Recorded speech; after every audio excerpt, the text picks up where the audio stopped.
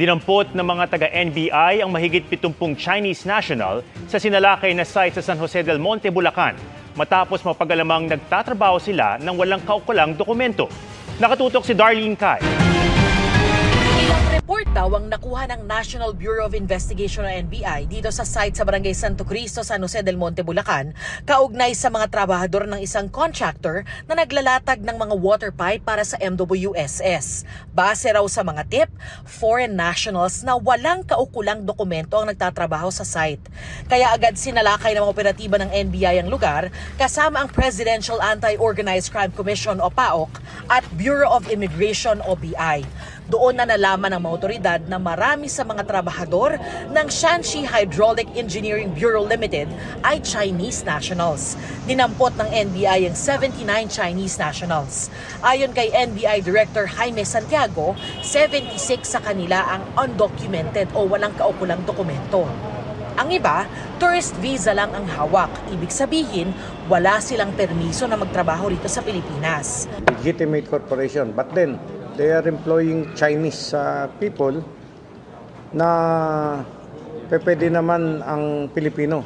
So nape-prejudice ang ating mga Pilipino kasi isa sa reason bakit pwedeng mag-employ ng foreigner ay pagka hindi kaya ng Filipino skill.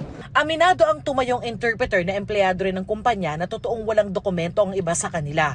We have some person have the legal working permit, and some we are still in the progress of applying for the permit, and some they don't have the just sending their documents and passport to the third party. Sabi naman ng San Jose del Monte LGU, Enero pa lang nakarating na sa kanilang mga reklamo tungkol sa operasyon ng Shanxi Hydraulic Engineering Bureau Limited. Nag-operate daw sila ng walang business permit, mayor's permit, working permit ng mga empleyado, development permit at environmental clearance. Kaya makailang ulit na raw silang ipinatawag at binigyan ng show cause order ng LGU. Binigyan namin sila ng warning na they have to secure yung permits. At binigyan namin sila ng 15 araw to comply para doon sa mga requirements. Pero bumalik ulit sila at naghihingi sila ng another 60 days. Grace period para lang to supply lahat ng kanilang violations. Hanggang eto na.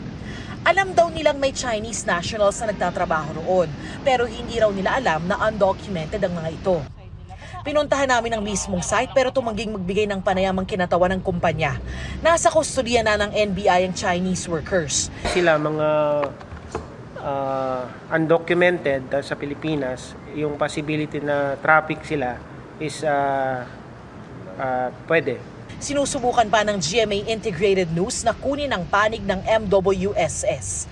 Para sa GMA Integrated News, Darlene Kai, Nakatutok, 24 Oras.